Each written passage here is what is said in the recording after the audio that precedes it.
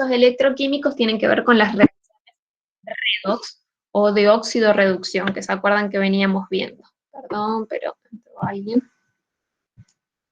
Las reacciones de óxido-reducción que ya vimos hace un par de clases, en donde la energía liberada por una reacción espontánea se convierte en energía eléctrica o debemos suministrar energía eléctrica para inducir una reacción química.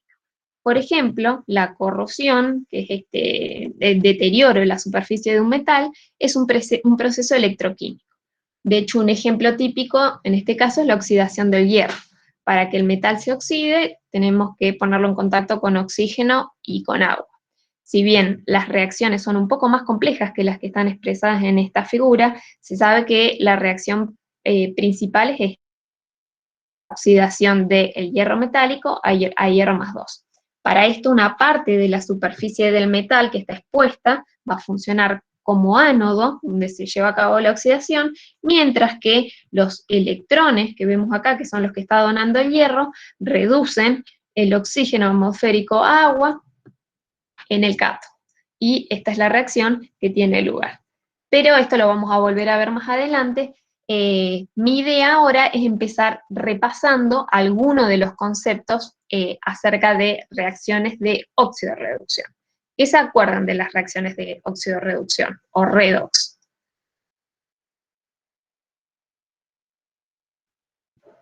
Que hay un componente oxidante y un componente reductor. Bien, ¿y en qué se basaba esa oxidación o reducción? ¿Qué significa? Dependiendo de si el elemento o la especie gana o no electrones, o sea, si gana o pierde electrones. Muy bien, y muy bien, como dicen ahí en el chat, hay transferencia de electrones, ¿sí? Entonces, en las reacciones redox o de óxido-reducción se transfieren electrones de una sustancia a otra. Por ejemplo, fíjense en este caso, en esta reacción, el magnesio metálico reacciona con el ácido clorhídrico y para ver si esta es una reacción de óxido-reducción, ¿qué tendríamos que fijarnos?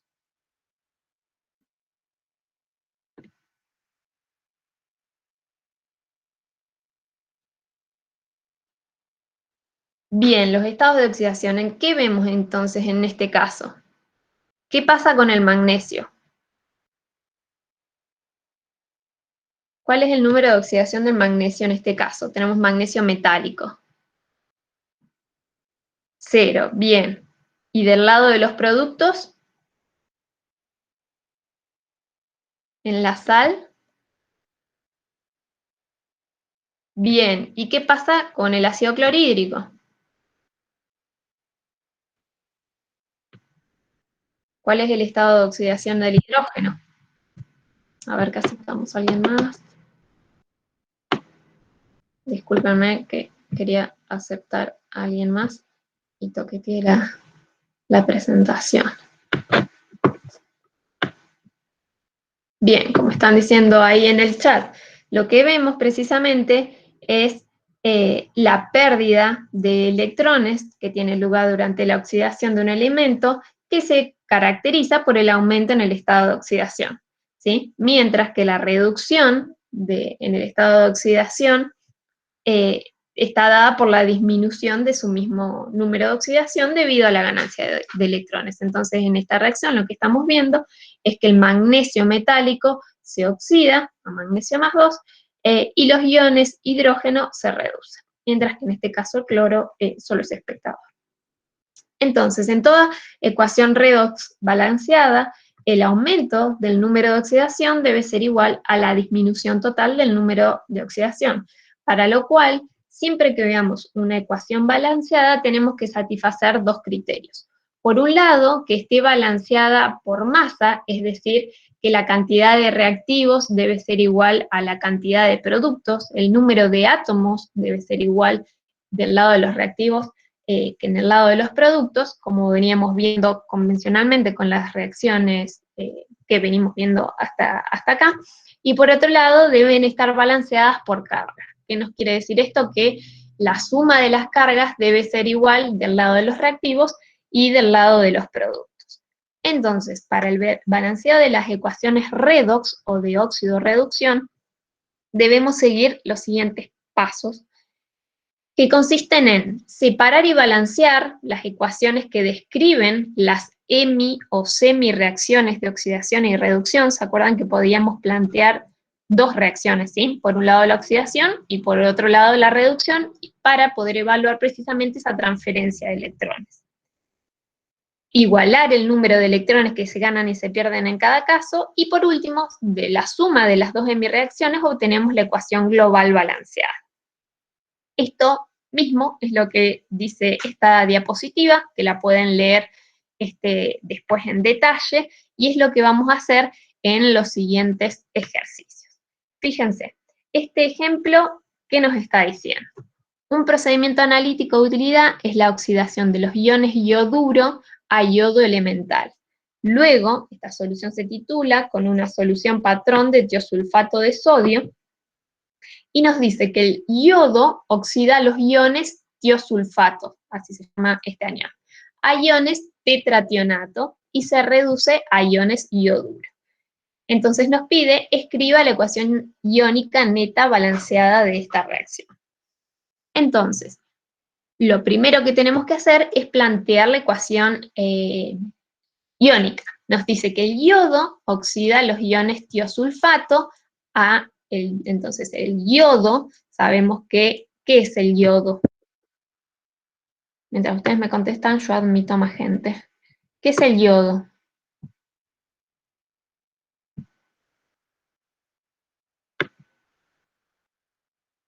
Bien, ¿cómo lo encuentro en la naturaleza, el yodo?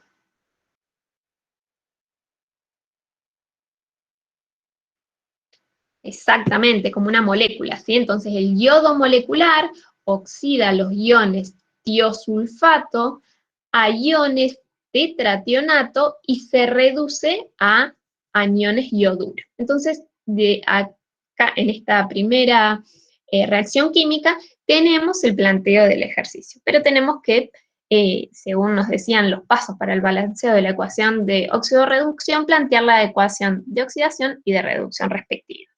Entonces, para esto, empecemos por uno de los dos elementos.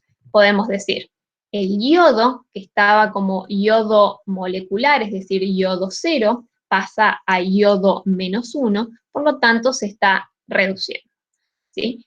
Dijimos que en el balance teníamos que corroborar la masa, ¿sí? La masa de reactivo o de los elementos que están del lado izquierdo debe ser igual a la de los productos o los elementos que están del lado derecho. Entonces, ¿cuántos átomos de yodo tengo del lado de los reactivos y cuántos de los productos?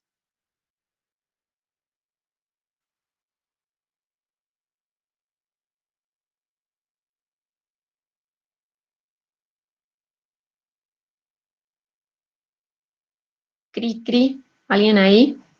Bien, entonces lo que tengo que hacer es agregar un 2 en el coeficiente estequiométrico del lado de los productos para tener la misma masa de yodo de ambos lados, como las reglas para el balanceo de una ecuación de óxido-reducción.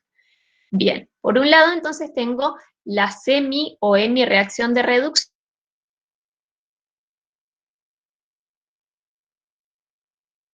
que balancearla en cuanto a las cargas, ¿sí? Si se fijan, esta etapa de la reacción, lo que veíamos es que del lado de los reactivos no tengo cargas netas, ¿sí? La carga neta, de hecho, en realidad es 0, y acá la carga es -1, ¿sí? -1 por una carga negativa por cada átomo de yodo, pero tengo 2 átomos de yodo, ¿sí? Entonces la forma de balancear las cargas es agregando 2 electrones del lado de los reactivos. Sí, perdón. De esta forma, si se fijan, tengo 2 átomos de yodo del lado de los reactivos, 2 átomos de yodo del lado de los productos, 2 cargas negativas del lado de los reactivos, 2 por 1, 2 cargas negativas del lado de los productos. ¿Hasta ahí me vienen siguiendo?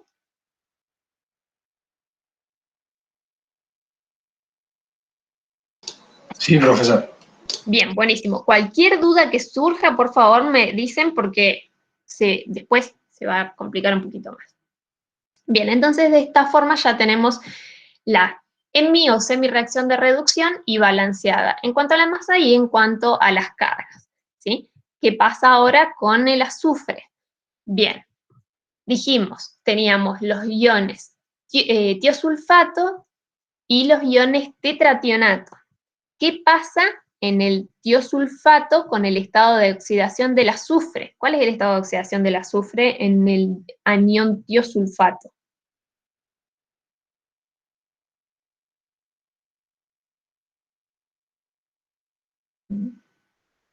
Bien, Lara. ¿Alguien más lo ve? Fíjense, ¿cuál es el estado de oxidación del oxígeno? Bien, el oxígeno. Bien, el oxígeno, si no tenemos peróxidos, tiene un estado de oxidación -2. Entonces, 3 átomos de oxígeno por -2 son -6, ¿sí? Para que este anión tenga carga negativa, la única forma es que el estado de oxidación del azufre sea 2. 2 por 2, 4, -6, -2. Ahí sí, Luciana, ¿se entendió? Entonces, ¿por qué el tiosulfato, en el anión tiosulfato, el azufre tiene estado de oxidación 2, ¿sí? Fíjense que ni siquiera necesito fijarme en la tabla periódica. Lo que veo es que para que este anión tenga estas dos cargas negativas, el estado de oxidación del azufre tiene que ser 2. Lo ven todo eso, todos eso, ¿no?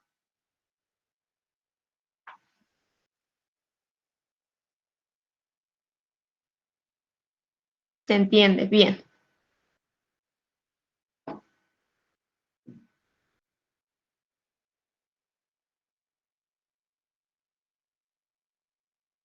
Bien, Luciana. Entonces, si seguimos, fíjense qué pasa en el anión tetrationato. ¿Cuál es el estado de oxidación del azufre? Y acá se complica un poquito, porque si ustedes recuerdan, los estados de oxidación del azufre eran 2, 4 y 6. Sin embargo, fíjense que seguimos teniendo dos cargas negativas, y si hacemos la cuenta, nos queda 6 por -2, -12. La única forma de que este anión tenga una carga de -2 es que estos 4 átomos de azufre tengan un estado de oxidación de 2,5, ¿sí? No, es un estado intermedio. Entonces, lo que vemos es que el azufre pasa de un estado de oxidación 2 a un estado 2,5, pierde electrones, se está oxidando.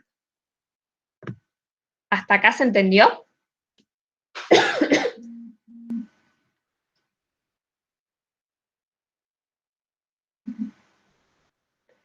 Bien, entonces, fíjense, hacemos el balanceo en número de átomos, en masa. ¿Qué número de átomos tengo del lado izquierdo? De azufre. Nos fijamos siempre en el elemento que se está oxidando o reduciendo, en este caso el que se oxida. 2 azufres. ¿Y cuántos átomos de azufre tengo del lado derecho? 4, exactamente. Entonces, ¿dónde voy a agregar átomos? Como no puedo sacar, tengo que agregar átomos de azufre. ¿Dónde agregaría átomos de azufre? Bien, del lado de los reactivos. De esta forma, fíjense, tengo 2 por 2, 4 átomos de azufre, 4 átomos de azufre, 2 por 3, 6 átomos de oxígeno. Ya la tengo balanceada en cuanto a la masa. Pero este método, que se llama el método del ion-electrón, nos está diciendo que tenemos que balancear, bien Lara, y que te estás adelantando, tenemos que balancear la masa y también las cargas. Entonces, en cuanto a las cargas, fíjense que por un lado teníamos acá las dos cargas negativas, 2 por el anión tiosulfato, que tiene cargas negativas, lo compenso con los 2 electrones que me dan las... ¿Sí? Porque acá tenía una sola. Entonces, masas y cargas, exactamente lo que les decía recién en la diapositiva 2. Se tienen que cumplir precisamente dos requerimientos, que son el balance de carga y el de masa del. Cada semi o hemireacción balanceada, fíjense que implica la transferencia de dos electrones, es la sumatoria ahora de las dos reacciones, por un lado la del yodo y por otro lado azufre, ¿sí? Del lado de los reactivos, entonces voy a tener el yodo más los dos electrones más del lado de los productos tengo el yodo, el tetrationato, electrones.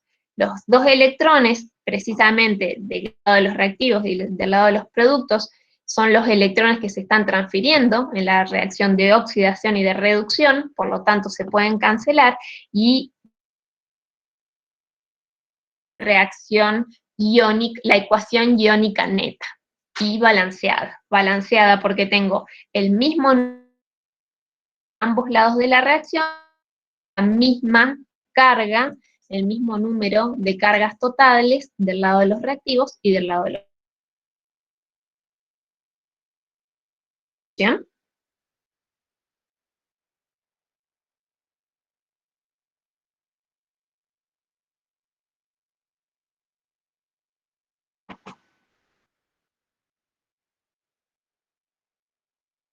Chicos, denle que es larga la clase de hoy. Bien, espero que hayan entendido, si no vayan preguntando, porque les decía, como les decía, se va a ir complicando. Disculpen un segundo, que admitimos a alguien más.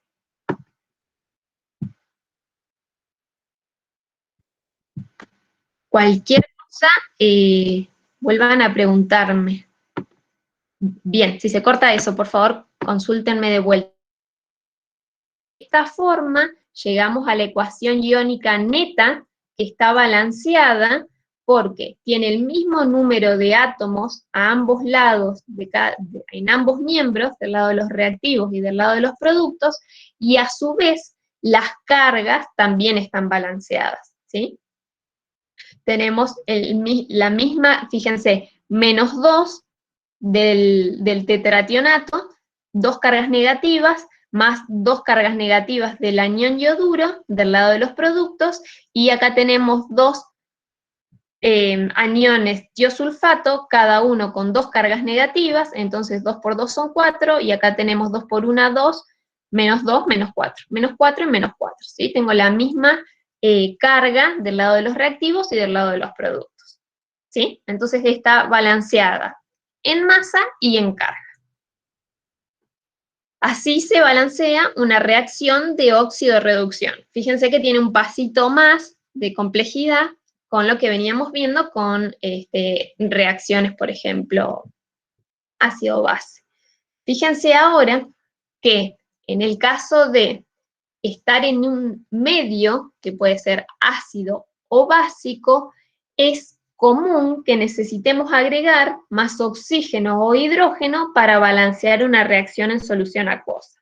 Sin embargo, tenemos que tener cuidado de no modificar los números de oxidación o usar especies que no estén presentes en la solución.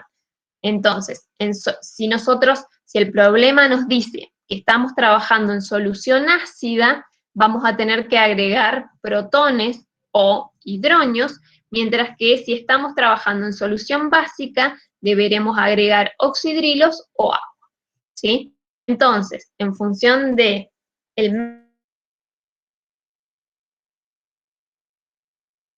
si yo estoy trabajando en una solución ácida o neutra, para balancear la cantidad de oxígenos, debo agregar una molécula de agua por cada oxígeno que se necesite. Y luego, para balancear los hidrógenos, por cada hidrógeno que necesito, agrego un protón. Mientras que si el problema me dice que estoy trabajando en solución básica, por cada oxígeno que necesito voy a agregar un agua, y para una molécula de agua, y para balancear los hidrógenos, por cada hidrógeno que necesite, se agrega una molécula de agua al miembro que necesita protones y un grupo oxidrilo al otro miembro. Yo sé que suena complejo, pero veámoslo en un ejercicio. Fíjense lo que nos dice este planteo y por favor síganme, y si se corta o no entienden algo me van consultando, porque la base de todo es que logren entender el método del ion-electrón para el balanceo de reacciones de óxido-reducción en medio ácido o básico. Fíjense, el ejercicio nos dice: el dicromato de potasio reacciona con yoduro de potasio en presencia de ácido sulfúrico formando sulfato de potasio, yodo molecular, sulfato de cromo 2 y agua. Escriba la ecuación iónica y molecular neta balanceada mediante el método del ion-electrón. ¿Cuál les parece que es el primer paso que tenemos que hacer con este planteo para llegar a balancearla por el método del ion-electrón?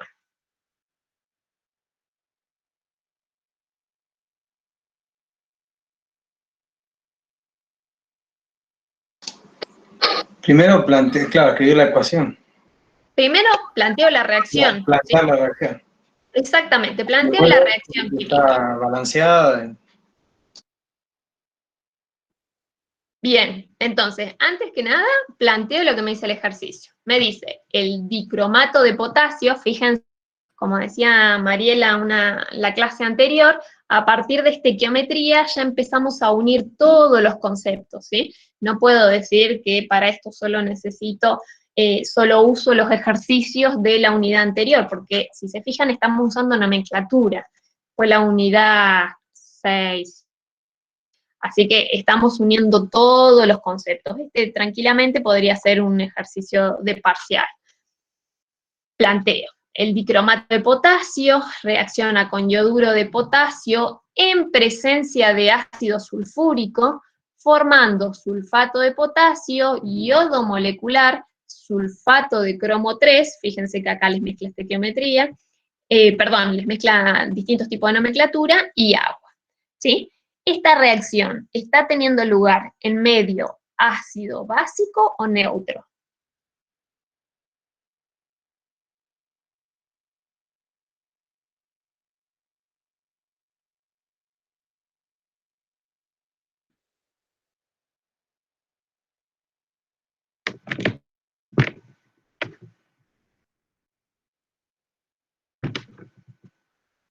Chicos, ¿me escuchan?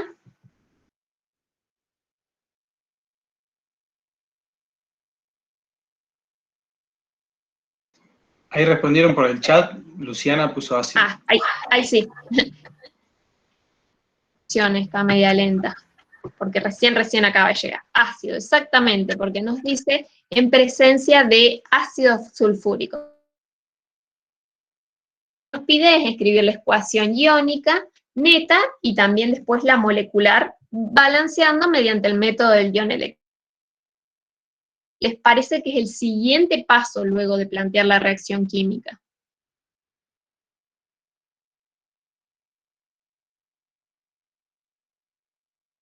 Balancear la masa. Antes de plantearlas en mis reacciones, Franco, porque de hecho no sé quién se está oxidando ni quién se está reduciendo. Bien, exactamente. Antes de empezar con el balance, tengo que identificar cuál se está reduciendo, ¿sí? Entonces, fíjense, es más, esto ya a esta altura tendría que quedar claro. Podríamos ir antes, Indra, de plantear la ecuación de reducción. Tenemos que saber quién se está oxidando y quién se está reduciendo. Entonces, los estados de oxidación, ¿sí? Para esto, les decía, sin siquiera usar la tabla periódica, hay cosas que ya tendríamos que tener incorporadas, como por ejemplo, que si no tenemos peróxidos, todos los oxígenos tienen estado de oxidación -2, ¿sí? Por otro lado, el hidrógeno tiene estado de oxidación +1, ¿sí? Está junto a un no metal, como es en el caso del ácido sulfúrico, o de -1 si está junto a un metal. Por otro lado, ¿qué pasa con los metales alcalinos, como el potasio? ¿Cuál es el estado de oxidación de los metales alcalinos, grupo 1? Bien, tiene estado de oxidación +1. Y, por último, si me fueron siguiendo con los elementos que tenemos en la reacción, los elementos que están en su estado fundamental o sin combinar, como el yodo molecular, tienen estado de oxidación 0. ¿Sí? Entonces, sabiendo todo esto, que no se los escribo acá porque no me da el espacio, pero si fueron siguiendo el estado de oxidación de cada uno de los elementos, el potasio está más 1, sigue como más 1, los oxígenos menos 2 siguen todos como menos 2, el hidrógeno como más 1 sigue todo como más 1, ¿qué nos quedaría? El azufre, ¿sí? Acá, ¿qué estado de oxidación tiene el azufre en el ácido sulfúrico?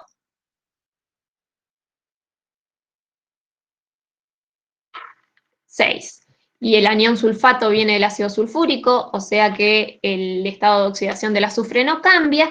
Entonces, si vimos todo esto, al parecer va a pasar algo con el cromo y con el yodo, ¿sí?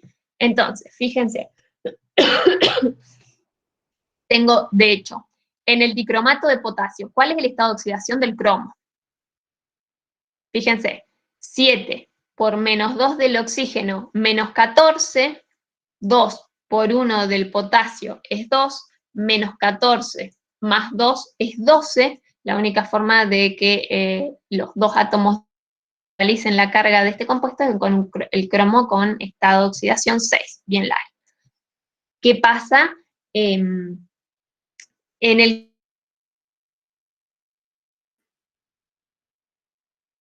¿Cuál es el estado de oxidación del cromo? Fíjense que con los subíndices ya lo...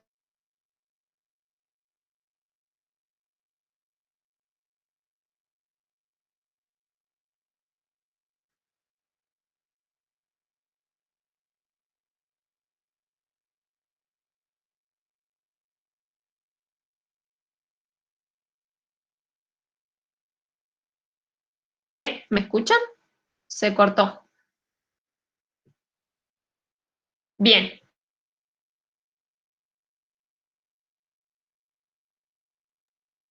Como dice Franco, el cromo tiene estado de oxidación más 3. Entonces, el cromo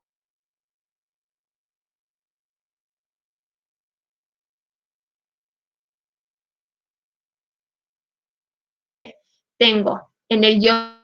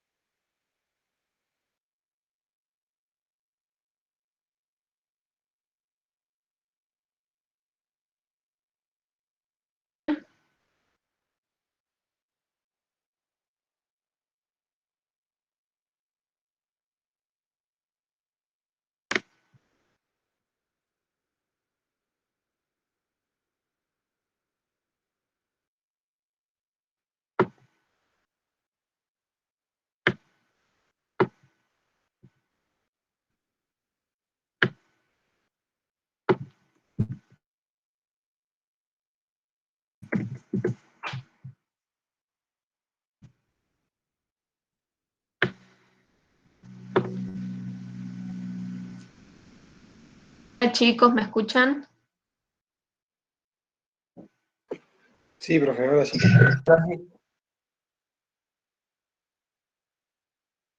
Conexión.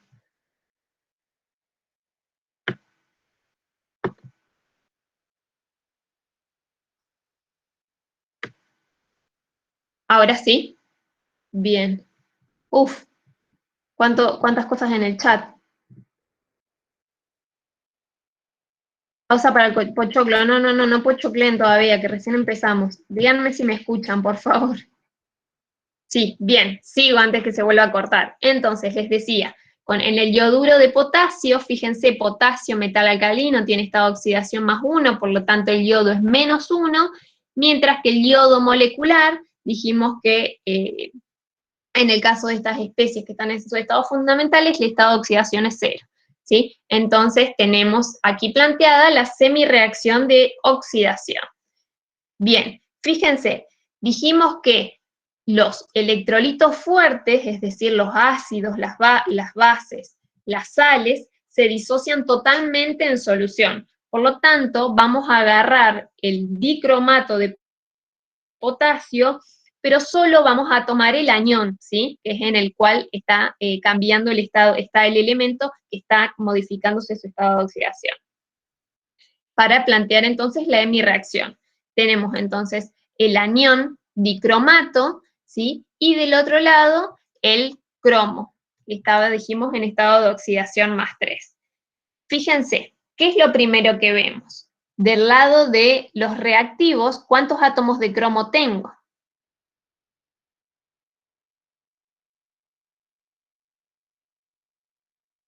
Bien, y del lado de los productos,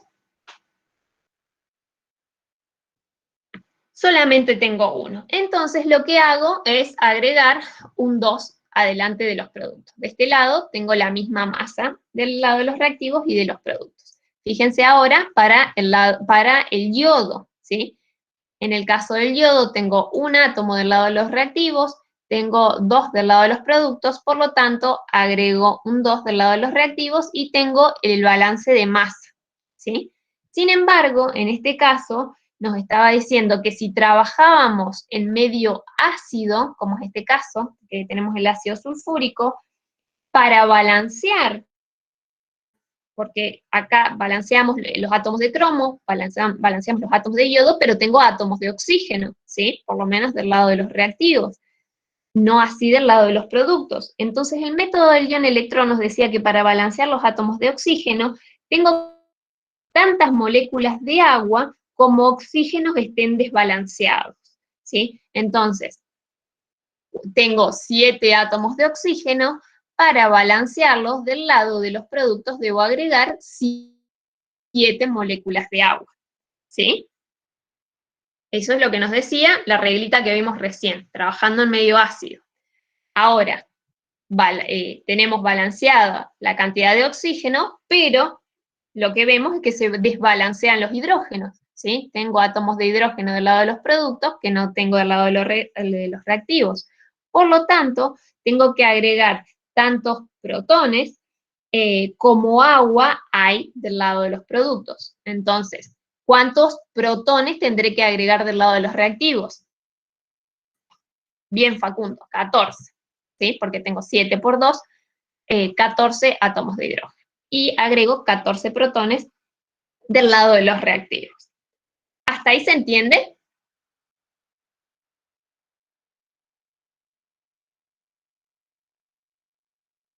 Bien, fíjense que hicimos lo mismo que hicimos en el... Bueno, ya vamos por las cargas, aguanten. Por el momento lo que hicimos es balancear las masas de la misma forma que vimos en el ejercicio de recién, solamente que agregamos moléculas de agua para balancear los oxígenos y protones para balancear los hidrógenos. Pero como dice Luciana, lo que tenemos que hacer es balancear las cargas, ¿sí? Entonces, ¿qué tenemos para la primera hemireacción? Tenemos el anión dicromato, tiene 2 cargas negativas, mientras que por los protones tenemos 14 cargas positivas. ¿Hay algo más de este lado? En la primera hemireacción, en la de reducción, no tenemos más cargas. Mientras que del lado de los productos, lo que vemos es que el catión cromo +3 provee 6 cargas positivas. Entonces, lo que me conviene acá para hacer la sumatoria de las cargas es pasar este +6 hacia el otro lado. O podría pasar estas 2 cargas para este lado, pero como esta es una sola, me conviene pasarla para allá. Entonces, estas 6 cargas positivas las paso restando para el otro lado, ¿sí? Entonces, 14 menos 2 es 12, menos 6 tengo 6 cargas positivas. perdón, 6 cargas negativas. Le sumo las 6 cargas negativas. ¿Se entiende hasta ahí? ¿Se entendió qué hice ahí? ¿Todos entendieron qué hice? Repito, me voy para atrás. Sí, me voy un cachito para atrás. Fui viendo las cargas. Tengo el dicromato con 2 cargas negativas, los protones 14 cargas positivas y de este lado 2 iones cromo más 3, por lo tanto 6 cargas positivas. Tengo que hacer la sumatoria. Estos más 6 cargas las paso hacia el otro lado, van a pasar con signo negativo, más 14 menos 2, 12, menos 6, tengo 6 cargas negativas. ¿Sí? Son los 6 electrones que me quedan ahí. En esta primera semirreacción tengo balanceadas las cargas. Veamos qué pasa con el yodo, ¿sí?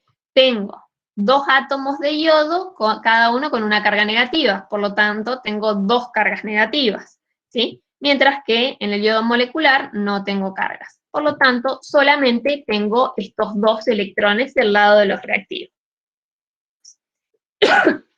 Entonces, lo que decíamos es que tenemos que tener el mismo número de electrones, la misma cantidad de cargas de ambos lados. Fíjense que en la primera, en mi reacción, tengo 6 electrones y en esta tengo solo 2 electrones. Entonces, ¿se les ocurre qué puedo hacer para tener la misma cantidad de electrones, la misma cantidad de cargas de cada lado?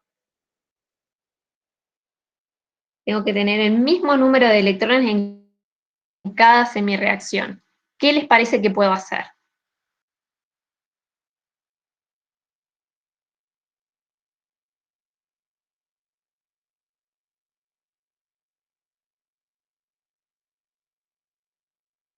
Chicos. Bien, no invertir la reacción porque no ganaría nada, porque si invierto la reacción, sigo teniendo 6 electrones en la primera y 2 en la segunda, pero sí, como dice Mateo, lo que puedo hacer es multiplicarlo por 3. Si multiplico la segunda reacción, la de oxidación, por 3, ¿qué me queda? 3 por 2,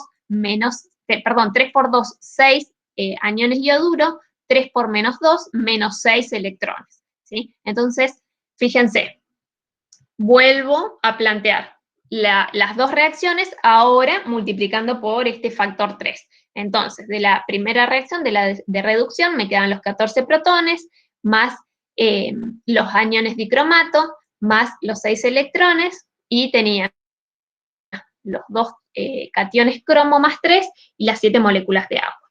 Y ahora completo con la semirreacción de oxidación multiplicada por el factor 3. 3 por 2, dijimos 6 aniones ioduro, 3 por 2, 6 cargas negativas, 3 por el yodo molecular, me quedan las 3 moléculas de yodo, ¿sí? ¿Qué les parece que puedo hacer ahora? Y no por nada están pintados de color rojo, ¿sí? Ya balanceamos la masa, tengo que balancear cargas. Sumar, exactamente. Y al sumar veo que, como estaba diciendo Indra, se me cancelan la cantidad de electrones. De hecho, ese factor 3 fue precisamente para poder cancelar la cantidad de electrones que se transfieren en la reacción de óxido-reducción. Entonces, ahora sí sumo. Fíjense, voy a tener 14 protones, los aniones dicromato, más los 6 aniones ioduro.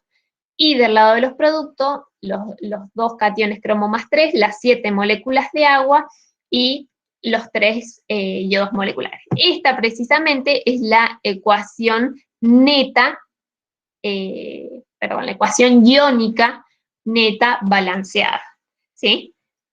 Por otro lado, me decía la ecuación molecular balanceada. Entonces, para completar la ecuación molecular, fíjense, porque partimos de esta reacción, si se acuerdan, ¿sí? Entonces, los dicromatos, los aniones dicromato, ¿en dónde los tengo de este lado, del lado de los reactivos en la ecuación general?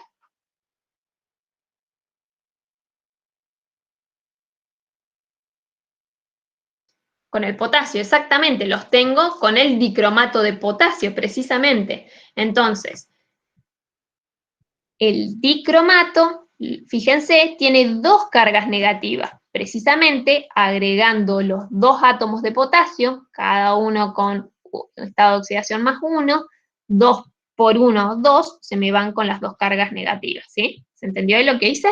Agregué simplemente el potasio y estas dos cargas negativas se me van con los dos átomos de potasio. Sigamos. ¿Qué pasa con los hidrógenos? Estos 14 protones, ¿dónde los tengo? ¿En cuáles de los reactivos tengo hidrógeno? En el ácido, bien, del ácido sulfúrico. Entonces, ¿cuántas moléculas de ácido sulfúrico tendré que poner? ¿Por qué 7, Franco?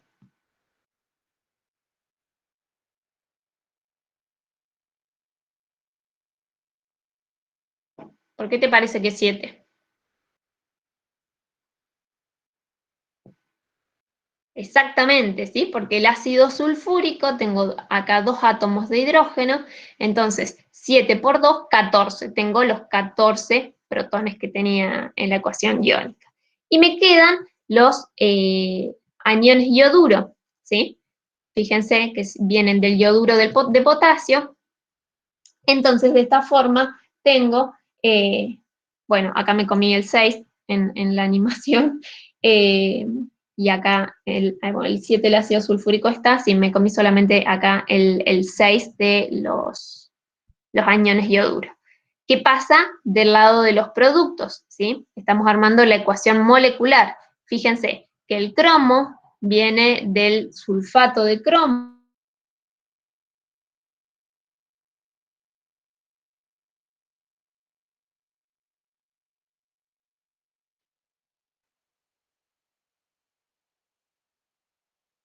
dos átomos de cromo, que en el sulfato de cromo sigo teniendo esos dos átomos. Hola, hola, ¿me escuchan? Les decía que del lado de los productos tengo dos iones cromo más 3, que está en el sulfato de cromo, las moléculas de agua quedan tal cual, tengo el yodo, ¿sí? Está solamente balanceo con el 3 que tengo adelante, ¿y qué me está faltando del lado de los productos?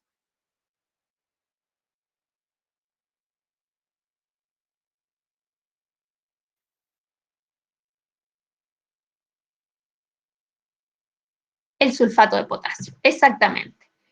¿Cuántos voy a agregar?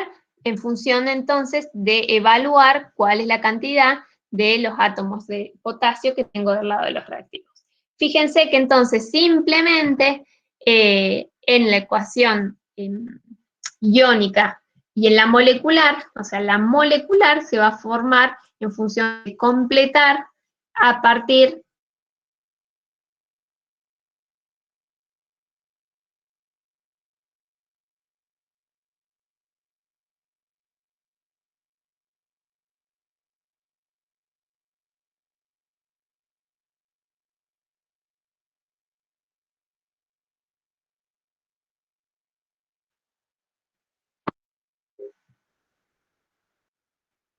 sí, se cortó nuevamente.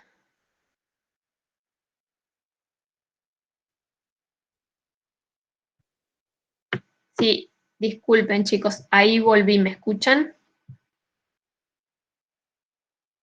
Sí, bien. Entonces les decía que lo único que nos faltaba es el sulfato de potasio, ¿sí?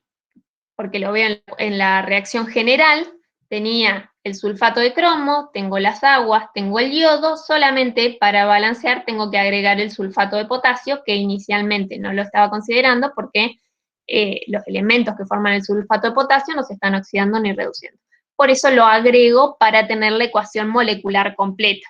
Y de hecho, fíjense que 4 por 2, 8 átomos de potasio, acá tengo 2 y acuérdense que acá me comí el 6. ¿sí? Este 6 del yoduro de potasio, 6 y 2, tengo los 8 potasios y el anión sulfato también. Entonces, tenemos el balance de masa y el balance de carga, ¿sí? Me tengo que fijar que tenga la misma cantidad de elementos del lado de los reactivos que del lado de los productos, que lo puedo ver en la ecuación molecular, y el balance de cargas, que lo puedo ver en la ecuación iónica. De esta forma, el método del ion-electrón me permite balancear una reacción de óxido-reducción en medio ácido o en medio básico. ¿Se entendió esto hasta acá, entonces?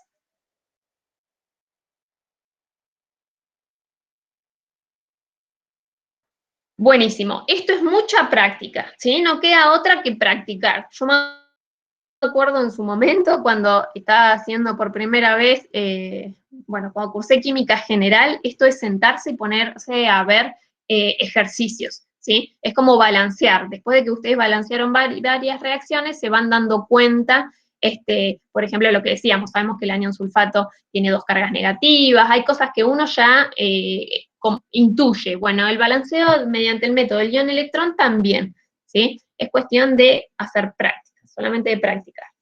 Entonces, al estudiar esta rama de la química, que es la electroquímica, podemos medir la cantidad de energía eléctrica que se produce o que se consume durante una reacción química.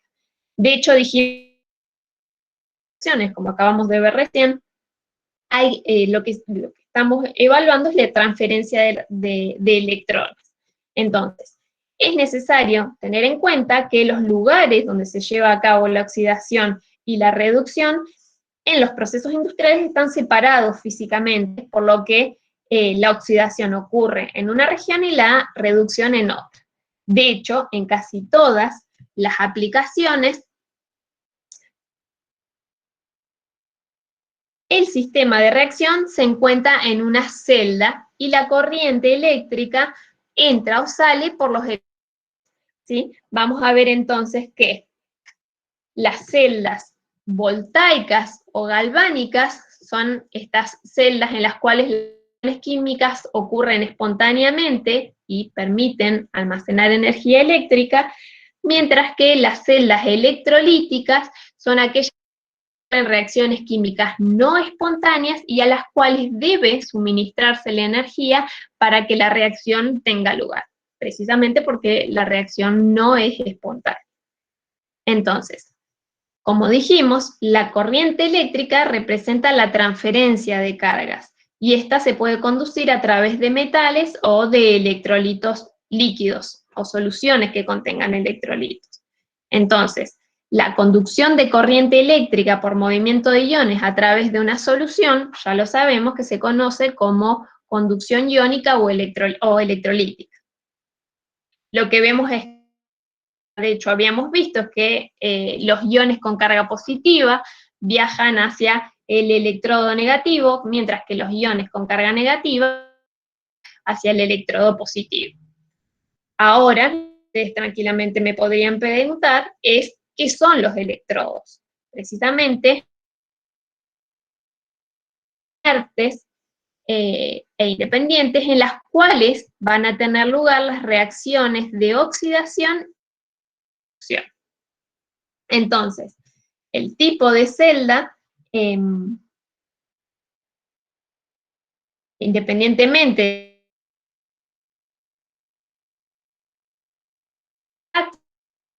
de aquella superficie en la cual tiene lugar la reacción de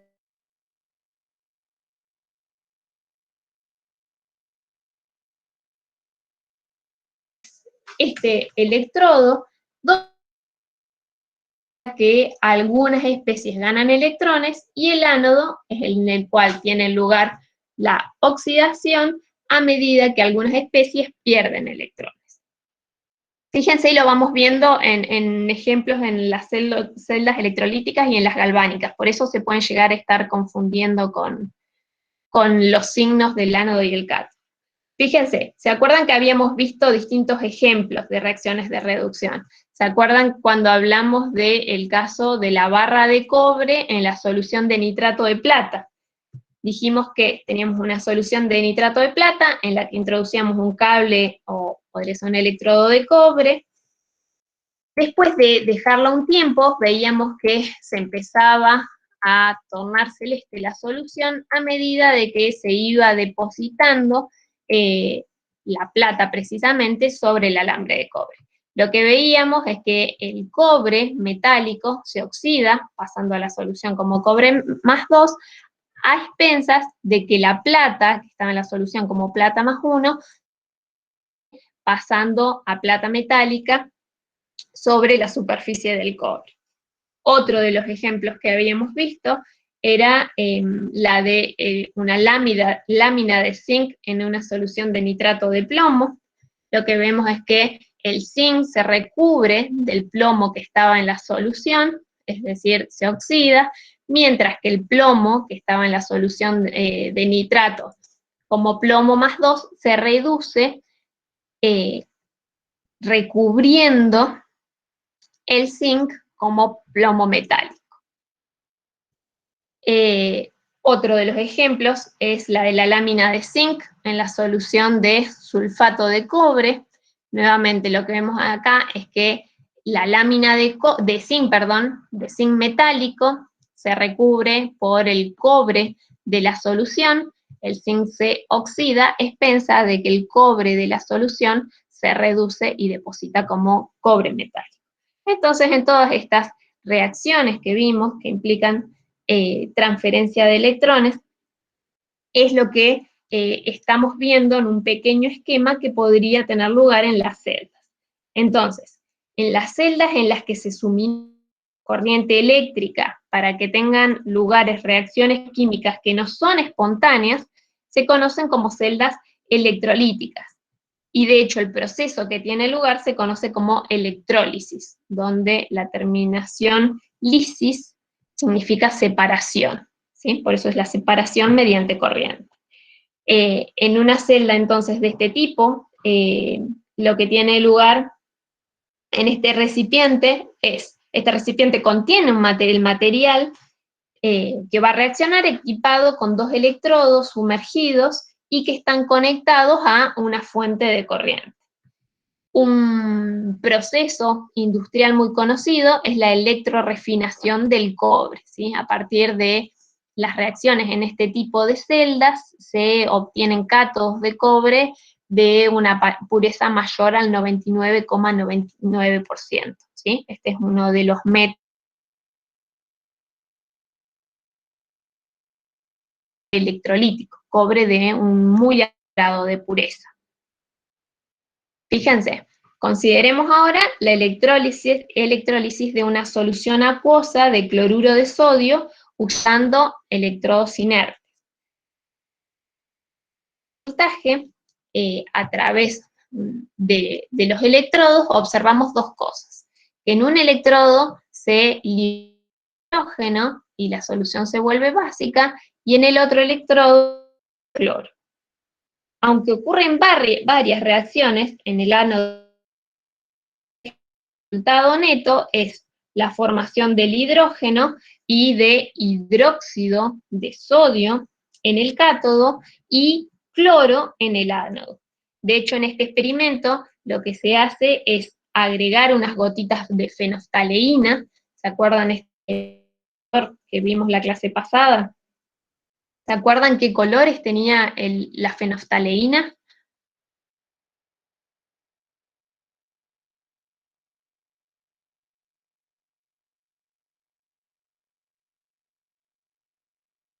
Que habíamos dicho, la fenoftaleína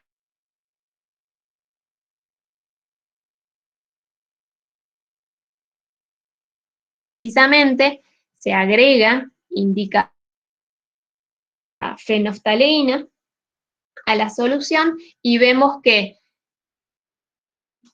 al revés, ánodo básico, fucsia rosado, muy bien Luciano. Entonces, la solución en torno, agregamos la fenoftaleína a la solución y veíamos que esta se vuelve rosa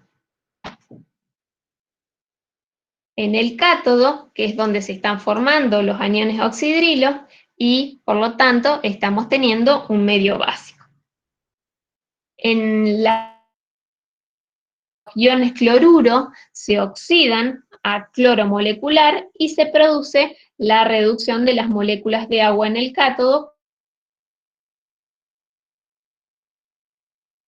La batería va a ser precisamente los electrones fluyan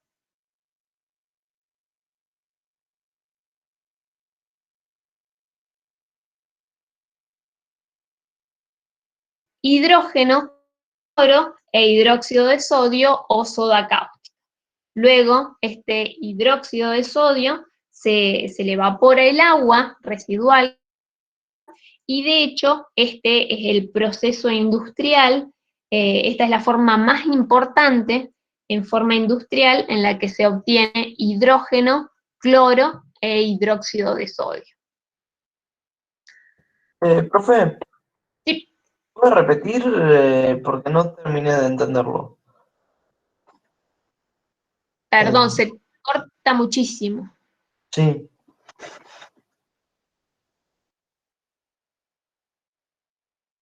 Sigo un cachito, si no, no sé si todos me escuchan, si no podemos ir escribiendo en el chat.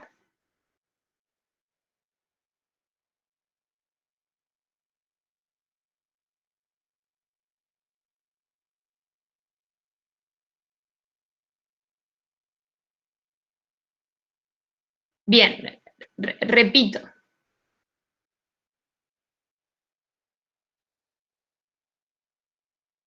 Fíjense, veamos otro ejemplo. Si no, repito este de vuelta. Decíamos, en la electrólisis de una solución de cloruro de sodio, vemos que al aplicar una diferencia de voltaje a través de los electrodos, en uno de los electrodos se libera hidrógeno, ¿sí? Y la solución se vuelve básica, y en el otro se libera cloro.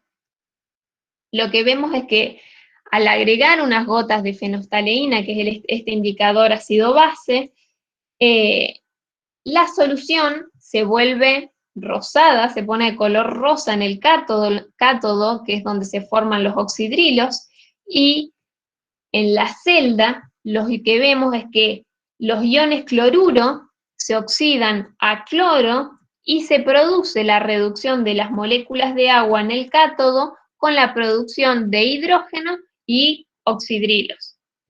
Esta batería que vemos acá lo que hace es que fluyan los electrones desde el ánodo.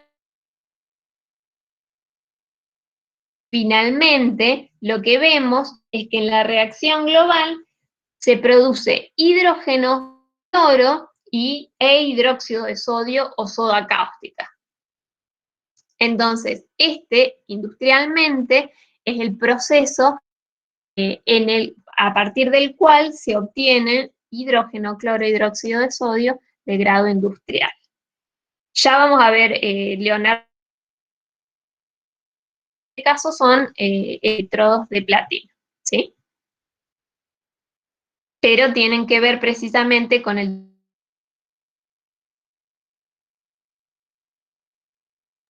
de la solución. Fíjense este otro ejemplo. Nos dice la electrólisis del sulfato de sodio acuoso. En este caso, tenemos electrodos inertes, que son de platino, como los que veíamos recién, en los cuales se observa que en uno de los electrodos se libera hidrógeno y la solución se vuelve básica en torno a él, mientras que en el otro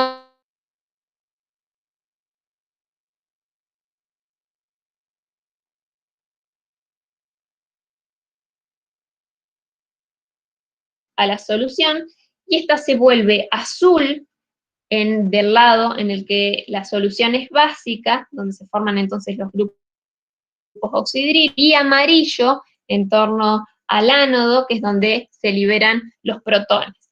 Entonces, el resultado de la electrólisis del agua, la cual ocurre porque el agua se reduce con más facilidad que el sodio y se oxida con más facilidad que los sulfatos. En este caso, lo que vemos es otra reacción de óxido-reducción en el que el agregado de un indicador nos permite visualizar cada una de las semireacciones que veíamos por separado. Entonces, si seguimos veamos con el tema de unidades, en 1800 Faraday condujo a determinadas experiencias que le permitieron concluir que la cantidad de sustancias que experimentan oxidación o reducción en cada electrodo durante la electrólisis es directamente proporcional a la cantidad de electricidad que pasa por la celda. Esta es la ley de Faraday de la electrólisis. De hecho, una unidad cuantitativa de electricidad que deben haber visto lleva su nombre. Un Faraday es la cantidad de electricidad que corresponde a la ganancia o pérdida y por lo tanto al paso de 6,022 por 10 a la 23 electrones, ¿sí? Otra unidad más pequeña que se usa en física, en química, también en electrónica, es el Coulomb, que se define como la cantidad de carga que pasa por un punto dado cuando 1 ampere de corriente eléctrica fluye por segundo. ¿Sí? Entonces, un Faraday es igual a 6,022 por 10 a la 23 electrones o a 96.500 Coulomb. Entonces, fíjense, si pensamos, por ejemplo, en la electrólisis de 3 soluciones, en este caso cloruro de cobre, cloruro de sodio y cloruro férrico, lo que podemos hacer es calcular la cantidad de cobre, sodio o hierro que se van a depositar en los electrodos a partir del paso de una corriente eléctrica.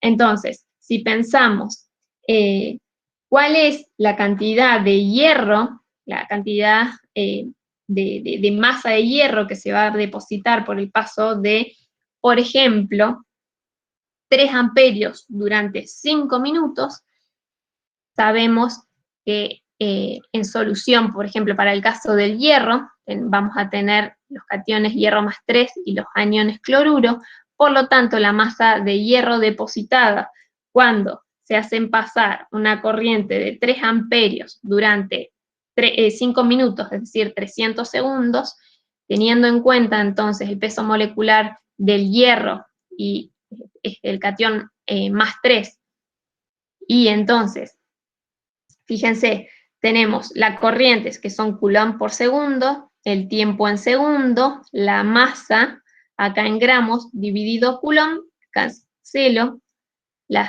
los segundos y los Coulomb, me da que la masa de hierro depositada por el pasaje de esta corriente durante este tiempo es de 0,17 gramos.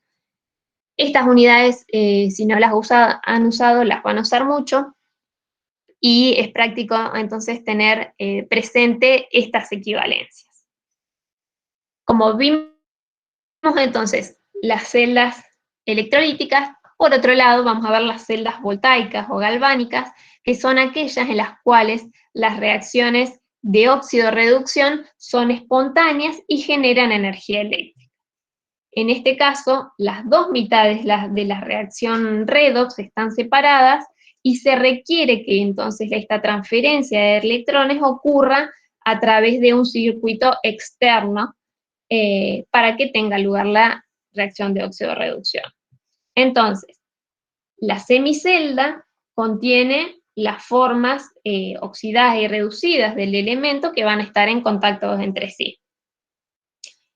El tipo más sencillo es un metal que conforma el electrodo sumergido en la solución de uno de sus iones, como podría ser cobre sumergido en una solución de sulfato de cobre. Entonces, pensemos a los dos medios de la celda como si fueran estos dos vasos de precipitados separados, en los cuales vamos a tener el ánodo, que es el electrodo en el que se lleva a cabo la oxidación, del cátodo, el electrodo en el que se lleva a cabo la reducción. El circuito entre estas dos soluciones se cierra con un puente salino, que es el medio conductor en el cual se van a mover los iones de un compartimiento a otro. Este tubo tiene forma de U invertida y está lleno de un electrolito inerte, como podría ser el nitrato de amonio, el cloruro de potasio, cuyos iones no van a reaccionar con la solución ni con los electrodos. Para cerrar entonces el sistema, los electrodos se conectan con un alambre y para medir la diferencia de potencial entre los dos electrodos, podemos colocar un voltímetro. El resultado de la reacción de óxido-reducción, de la transferencia entonces de estos electrones, es la corriente eléctrica que mide el potencial de la celda. Veámoslo en detalle. Tenemos lo mismo acá. Tenemos una celda que va a estar constituida por dos medias celdas, ¿sí? Tenemos los vasitos de precipitado. Uno es una barra de cobre metálico sumergida en una solución metálico en una solución de sulfato de zinc 1 molar. A lo largo es posible ver acá en el voltímetro el voltaje inicial, que es de 1,10 volts. La masa del electrodo de zinc disminuye. De hecho, a medida que la celda está funcionando, la concentración de zinc aumenta en la solución que encontramos. El electrodo de cobre aumenta. De hecho, a medida que la celda va funcionando, la concentración de cobre disminuye en la solución en torno a este electrodo. Entonces, el electrodo de zinc pierde masa porque el zinc metálico se oxida a zinc más 2, los cuales pasan a solución. Por lo tanto, el electrodo de zinc, mientras que en la otra semicelda, en el cátodo, los iones cobre más 2 se reducen a cobre metálico. Estos iones se van a depositar en el electrodo, por lo tanto, su masa aumenta, lo que vemos en la reacción fumen en el cátodo. Por lo tanto, estos fluyen por el alambre del ánodo que la reacción va teniendo lugar por el consumo de los reactivos.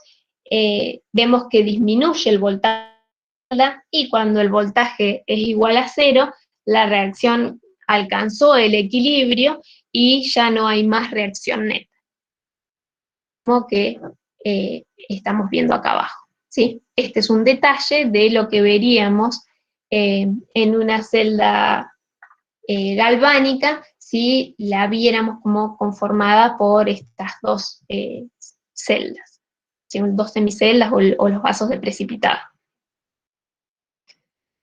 ¿Se va entendiendo hasta acá? Profe, Sí. el solvente que hay en las semiceldas es sulfato de zinc y sulfato de cobre en un Exactamente. inicio. Sí. ¿Desde el principio que son esos? Sí, fíjense. Ajá. Y fíjense que también es importante la concentración, ¿sí? Tenemos un electrodo de zinc en una solución de sulfato de zinc 1 molar y un electrodo de cobre en una solución de sulfato de cobre 1 molar.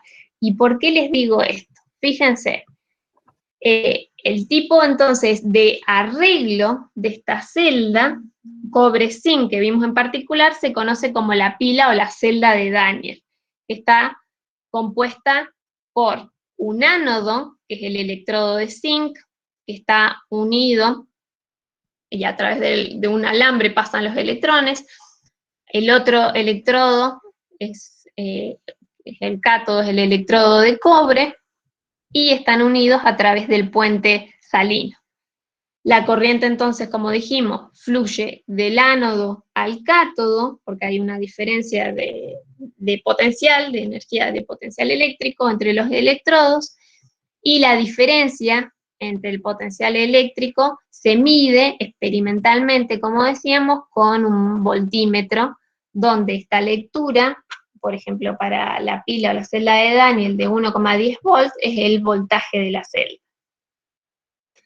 Ahora, ¿por qué les hablaba de la concentración? Bueno, la notación convencional para representar una pila es conocida como el diagrama de pila o diagrama de celda. Este diagrama nos da una idea de la disposición física, cómo están físicamente dispuestos las especies y la interfaz, indicándose de esta forma. con una línea vertical nos indica la interfase metal-solución y con 2 líneas verticales indica el puente salino. Entonces, otra vez por convención, el orden es reactivo-producto para cada semireacción y el ánodo se escribe primero. Entonces, en esta notación para esta pila, tengo que un ánodo de cobre, la línea recta, como dijimos, indica la interfase metal-solución, entonces tengo un ánodo de zinc en una solución de sulfato de zinc de concentración 1 molar, el puente salino, la solución de sulfato de cobre y del lado derecho el cátodo de cobre, ¿sí? Esta es la notación, la convención para celdas en la cual la línea recta me indica la interfase metal-solución y las 2 líneas rectas indican dónde está el puente salino. De esta forma podemos observar físicamente cómo están las especies y las concentraciones en contacto con la superficie de cada uno de los electrodos, del ánodo y del cátodo. Por eso lo pueden llegar a ver de esta forma, y con esto yo ya debería hacerme un esquema mental de cómo están dispuestos experimentalmente. Ahora, cuando las concentraciones de los iones son, por ejemplo, recién lo que veíamos del cobre y del zinc, son 1 molar, el voltaje o la FEM, la fuerza electromotriz de la celda de Daniels, es de 1,10 volt a 25 grados centígrados. Este voltaje debe estar relacionado con las reacciones de óxido-reducción de manera directa, de forma que la reacción global de la celda va a estar dada por la suma de las 2 reacciones de las semiceldas. Mientras que la FEM de la celda va a estar dada por la suma de los potenciales eléctricos en los electrodos de zinc y de cobre. La magnitud del potencial de la celda precisamente lo que hace es medir la espontaneidad. Si conocemos uno de los potenciales eléctricos, podemos entonces obtener,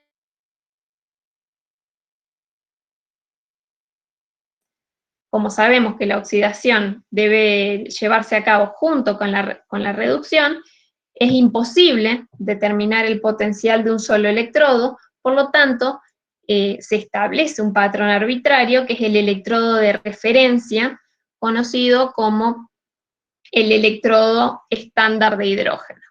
De hecho, es el que vemos aquí. El electrodo se compone de una pieza metálica que está recubierta por una superficie metálica de platino. El platino precisamente proporciona la superficie para que el hidrógeno se disocie. Entonces, esta superficie, esta pieza metálica está sumergida en una solución de ácido clorhídrico 1 molar y se burbujea hidrógeno. Por convención, al electrodo estándar de hidrógeno se le asigna un potencial de 0 volt. Esto nos permite establecer una serie de potenciales representativos midiendo los potenciales de otros electrodos respecto a este electrodo de referencia. Esta expresión, el E sub 0, nos habla del potencial estándar de reducción cuando la concentración de la solución es 1 molar o, en el caso de los gases, están a una atmósfera de presión. Entonces, a este electrodo se lo llama el electrodo estándar de hidrógeno, ¿sí? Y como dijimos, tiene un potencial de 0 electronvolt. A partir entonces de este electrodo es que es posible obtener una serie de potenciales midiendo el potencial de otros electrodos en relación a esto. En el caso del cobre, como veíamos recién para la pila de Daniels, la corriente fluye desde el electrodo de hidrógeno, es decir, del ánodo, al cátodo metálico, al cobre, mientras en el caso del zinc, el flujo es hacia el electrodo de hidrógeno, hacia el cátodo, perdón. ¿Qué nos está diciendo esto? Que el zinc tiene menor tendencia a pasar al estado oxidado que el cobre. Esto lo podemos ver a su vez en este tipo de tablas, ¿sí? En la que aparecen los potenciales estándar de reducción de algunos elementos medidos a 25 grados centígrados. Fíjense, lo que vemos acá son, como dijimos, los potenciales estándar. Por convención se tabulan las semireacciones de reducción, es decir, la tendencia de los electrodos a comportarse como cátodos frente al electrodo estándar de hidrógeno, que es el de referencia, que es el que vemos resaltado acá. Los electrodos, entonces, con valores de potencial positivos, que son los que vemos acá, actúan como cátodos frente al electrodo estándar de hidrógeno, mientras los que tienen valores de potencial negativo actúan como ánodos. Del lado izquierdo, lo que vemos acá son todas especies que actúan como agentes oxidantes. ¿Qué quiere decir esto? Su fuerza como agentes oxidantes aumenta en este sentido, de arriba hacia abajo. Por lo tanto, lo que vemos es que los valores de los potenciales de reducción son cada vez más positivos, ¿sí? Mientras que las especies del lado derecho son agentes reductores, lo que vemos es que su fuerza como agentes reductores aumenta de abajo hacia arriba, por lo tanto, los potenciales de reducción son cada vez más negativos. Lo que podemos decir es que el litio, entonces, es el agente reductor más fuerte y el anión fluoruro es el agente reductor más débil. Algunas acotaciones particulares que tenemos que tener en cuenta es que el potencial que está reportado en esta tabla es para la reacción como está escrita, perfectamente como está escrita. Las reacciones de semiceldas son reversibles, por lo tanto, si yo doy vuelta a esta reacción química, el valor del potencial de reducción cambia de signo, ¿sí? Si esta reacción, en vez de tenerla expresada de esta forma, la tengo al revés, el valor del potencial de reducción cambia. Cuanto más positivo es el valor del potencial estándar de reducción, mayor es la tendencia de una sustancia a reducirse, como decíamos recién, y si cambian los coeficientes estequiométricos de la reacción de semicelda, el valor del potencial estándar de reducción no se modifica. Entonces, la aplicación más importante de los potenciales de electrodos es permitirnos predecir. Por ejemplo, piensen que nos preguntan en condiciones estándar, ¿los iones cobre más oxidarán el zinc a zinc más 2?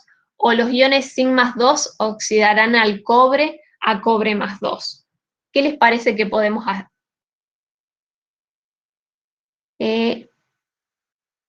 No sé bien dónde me quedé, Ramiro, pero les repito lo que estaba diciendo acá. Que precisamente lo que vimos recién en la tabla de potenciales, la aplicación más importante de los potenciales de electrodos es permitirnos predecir la espontaneidad de una reacción de óxido de reducción. Fíjense si, por ejemplo, nosotros pensamos o nos preguntamos si los iones cobre más 2 oxidan al zinc o si los iones zinc más 2 oxidan al cobre. ¿Sí? Sabemos que una de estas dos reacciones es espontánea y la otra no. Entonces, lo que veíamos recién es, por un lado teníamos el potencial estándar de oxidación para el electrodo estándar de hidrógeno, y en el cátodo, en el primer caso, teníamos el cobre, ¿sí? Que se reduce, teníamos entonces los iones cobre más 2 a cobre metálico. tenemos acá la reacción global, donde las concentraciones son 1 molar, o en el caso de los gases de una atmósfera, sabemos que en condiciones estándar, a partir de la tabla de potenciales, la FEM de la celda es de 0,34 volts.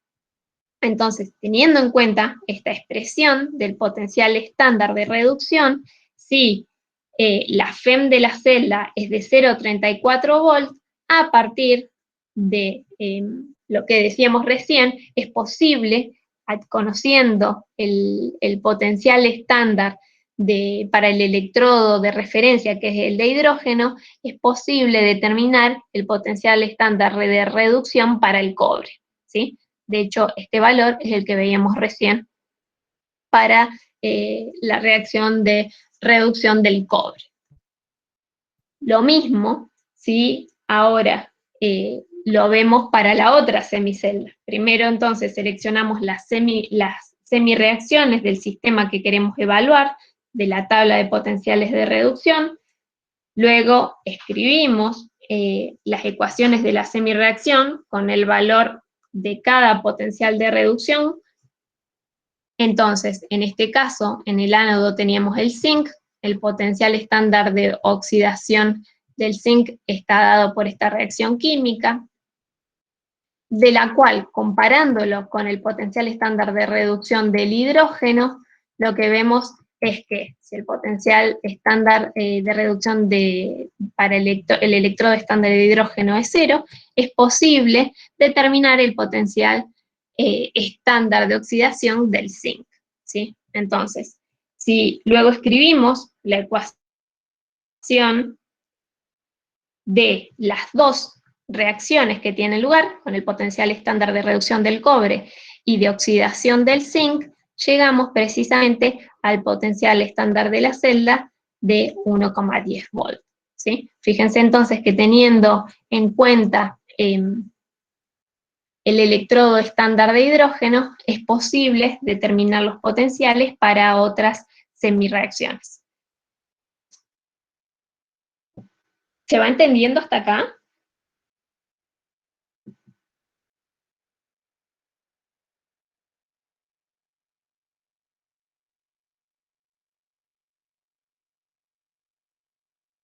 Chicos, ¿me escuchan?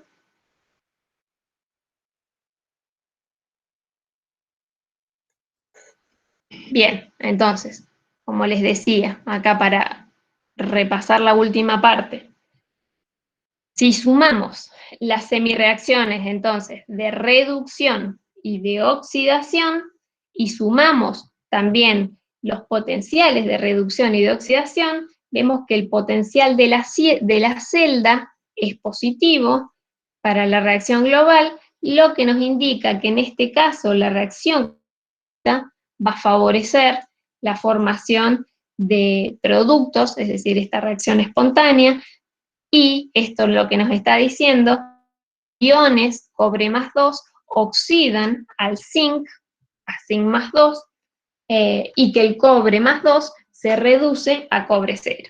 De hecho, esa es la reacción espontánea que tiene lugar, y de esta forma, haciendo la sumatoria de las dos semireacciones, es que podemos responder la pregunta inicial que nos habíamos planteado. Bien, para ir finalizando, en clases anteriores vimos la relación entre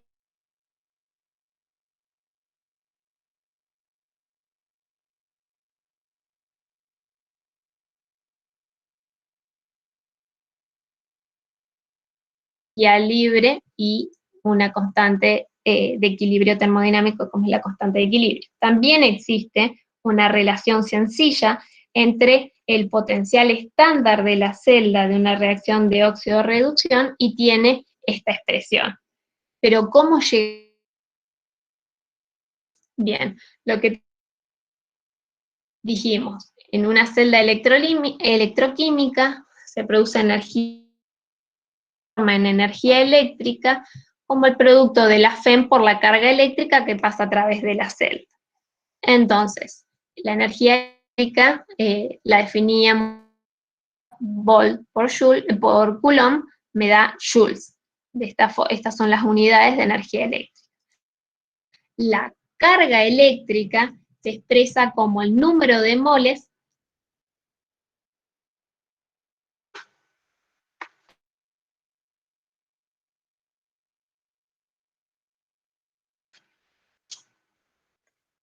Se te perdió, Diana, o te perdimos.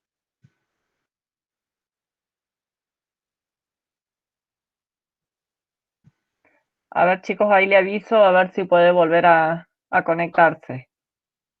Hola, hola, ¿me escuchan? Ahora sí, Diana, pero se te va se te oscurece la pantalla. A ver, ahí se ve. Sí, ahora.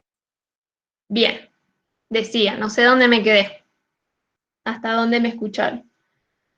Pero lo que les estaba diciendo entonces, que la carga la podemos expresar como el número de moles de electrones que pasan por el circuito por una constante, que precisamente es la constante de Faraday, que puede esquematizarse como la carga eléctrica contenida en un mol de electrones. Podemos hacer entonces las siguientes equivalencias. Acuérdense, un Faraday equivalen a 96.500 Coulomb por mol. La expresión entre Coulomb y Volt es un Joule, o un Faraday 96.500 Joule por Volt por mol.